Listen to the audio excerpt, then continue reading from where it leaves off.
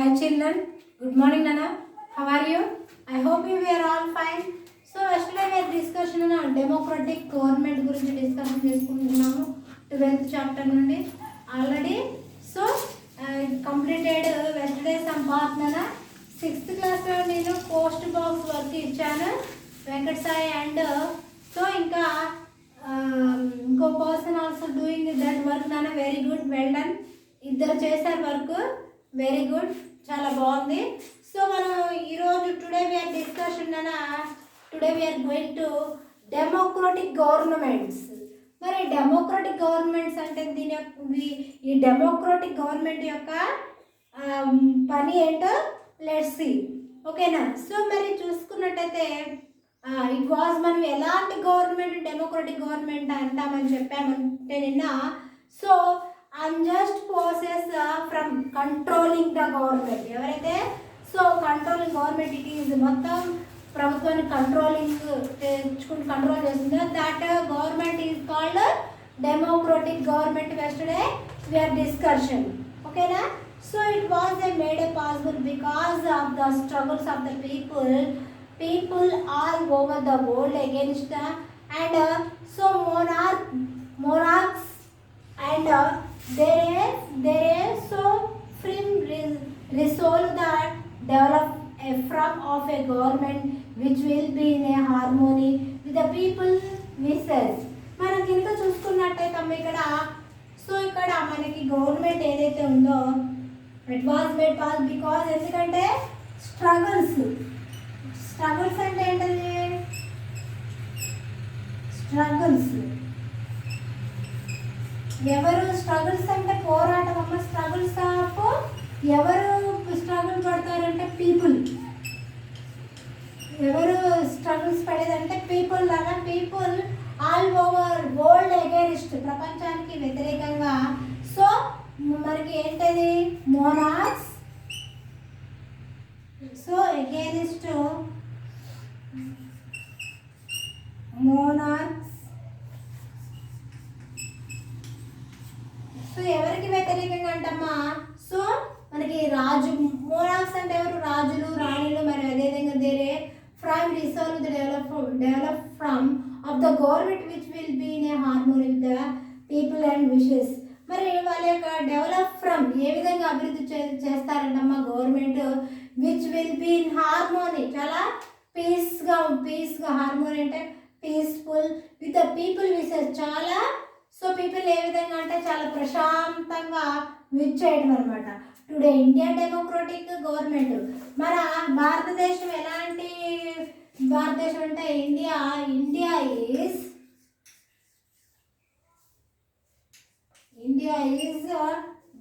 So India is a democratic government.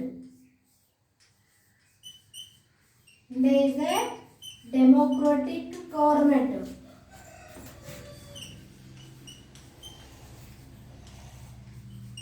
India is a democratic government. ఇప్పుడు చూసుకున్నట్టయితే మన భారతదేశం ఎలాంటి దేశం అంటే డెమోక్రటిక్, ప్రజాస్వామ్య ప్రభుత్వం అన్నమాట మన భారతదేశం.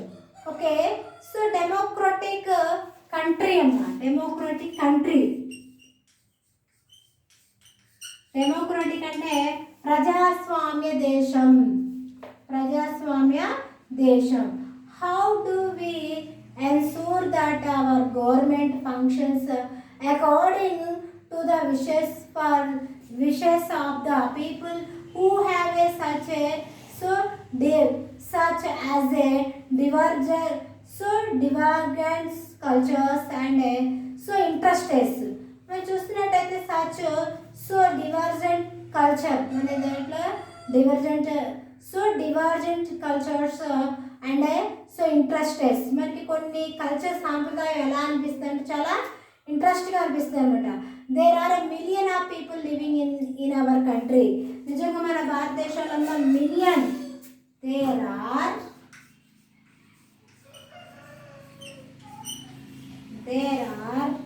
So million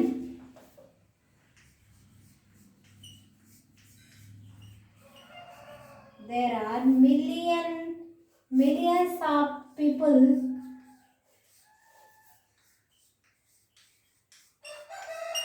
millions of people living in our country. People in our country. So మన భారతదేశంలో అమ్మ there are millions of people living in our country. Millions of people. So మన భారతదేశం చూసుకున్నట్టయితే so millions of people living in our country. So the participation by all citizens. మరి ఇక్కడ participation ఎలా అందరూ కూడా ఎలా ఉంటుందంటే సో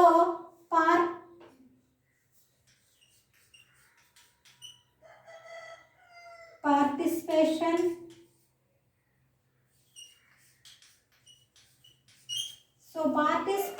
by all citizens.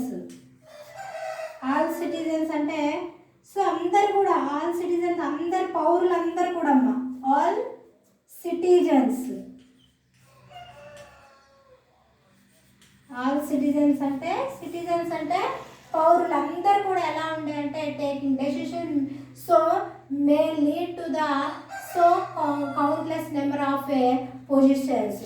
వీళ్ళందరూ పార్టిసిపేట్ పర్సన్స్ ఎవరైతే ఉన్నారో వీళ్ళందరూ కూడా ఏంటంటే సో వీళ్ళందరూ కూడా ఏంటంటే సిటిజన్స్ ఎవరైతే పౌరులు ఉంటారో వాళ్ళందరుగా సో టేకింగ్ డెసిషన్ వాళ్ళందరూ నిర్ణయాలు తీసుకొని so may lead to the so countless member of opinions.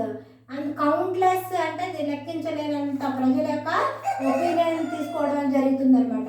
This A process May consume more time without arriving at the so consciousness. మనం చూసుకున్నట్టయితే ఇక్కడ ఈ పద్ధతి అనేది ఎలా ఉందంటే so consumer more time without arriving any consciousness. Moreover, not all citizens are in a position to spend time, money and energy for the participating in a public affairs. మరి ప్రజలకు అన్ని అఫైర్స్ ఏమంటే moreover not all citizens ఎక్కువగా మనం చూసుకున్నట్టు అందరు ప్రజలు so are not a position వాళ్ళ యొక్క స్పెండ్ టైం కానివ్వండి డబ్బు మనీ కానివ్వండి అండ్ ఎనర్జీ శక్తి కానివ్వండి పార్టిసిపేటింగ్ ఇన్ ద పబ్లిక్ అఫైర్స్లో వీళ్ళందరూ కూడా పార్టిసిపేట్ చేయరనమాట. మోర్ సిటిజన్స్ ఎక్కువగా ప్రజలు. How can you solve this problem? మనకి ఏదైనా సమస్య ఉందనుకో ఆల్ సిటిజన్స్ అందరూ కూడా పౌరులు ఏం చేయాలంటే అందరూ కూడా పార్టిసిపేట్ చేసి అందరూ కూడా ఏం చేయాలంటే మనకి ఏదైతే సమస్యలు ఉన్నాయో ఆ సమస్యలు మనము నిర్వర్తించుకునే విధంగా ఉండాలి. అలా కాదు అని ఇలా ఉన్నాం అనుకోండి మరి అప్పుడు మనకి ఏదైనా ప్రాబ్లమ్స్ ఉంది అనుకో how to solve that problems మరి ఆ సమస్యలు మనకి ఏ విధంగా తీరుతాయి. So Abraham Lincoln defend democracy. మరి హియర్ లుక్ నా పేజీ నెంబర్ 106లో ఫిగర్ 12.2లో Abraham Lincoln. So Abraham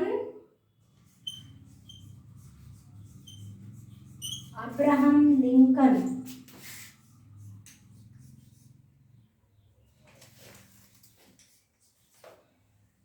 so మనం ఇక్కడ అబ్రహం లింకన్ కనుక చూసుకున్నట్లయితే కనుక సో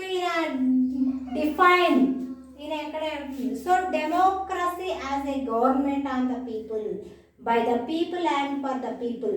మనకి ఈయన అబ్రహం లింకన్ గారు ఏం చెప్పారంటమ్మా సో అబ్రహం లింకన్ గారు so defined democracy. So democracy అంటే ప్రజాస్వామ్యం. Democracy as a government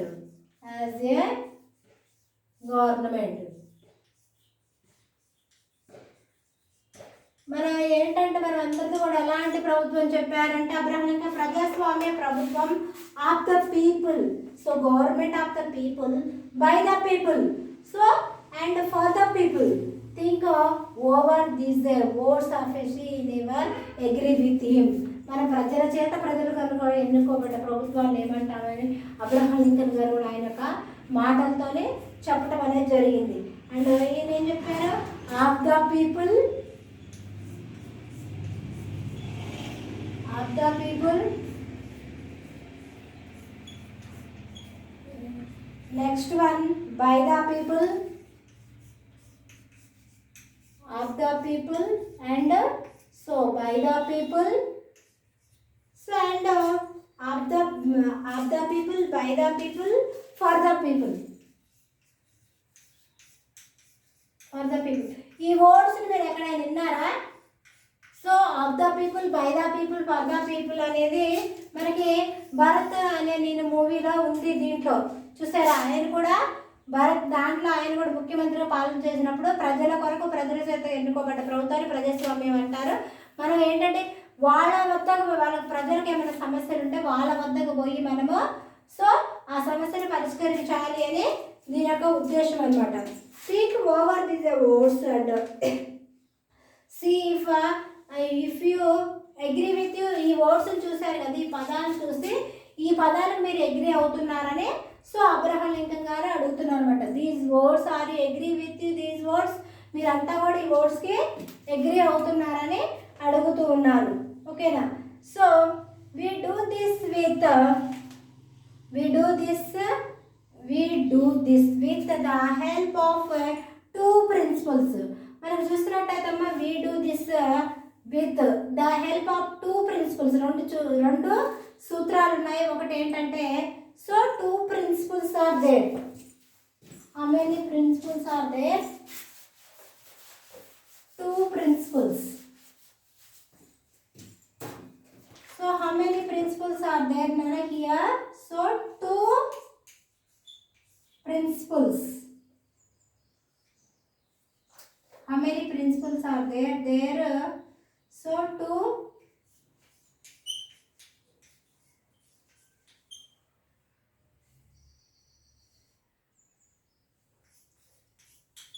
principles. First one is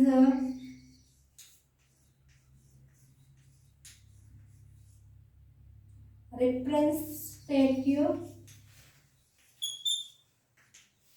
so మనకి ప్రతినిధి democracy,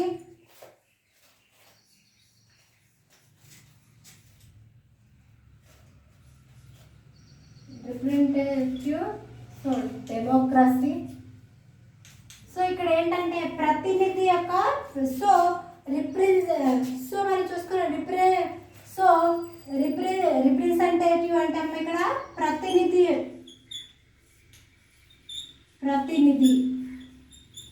okay. So second one is అనా and so rule of the majority.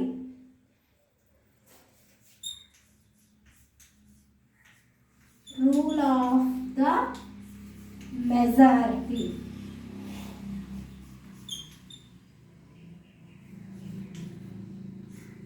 So rule of the majority.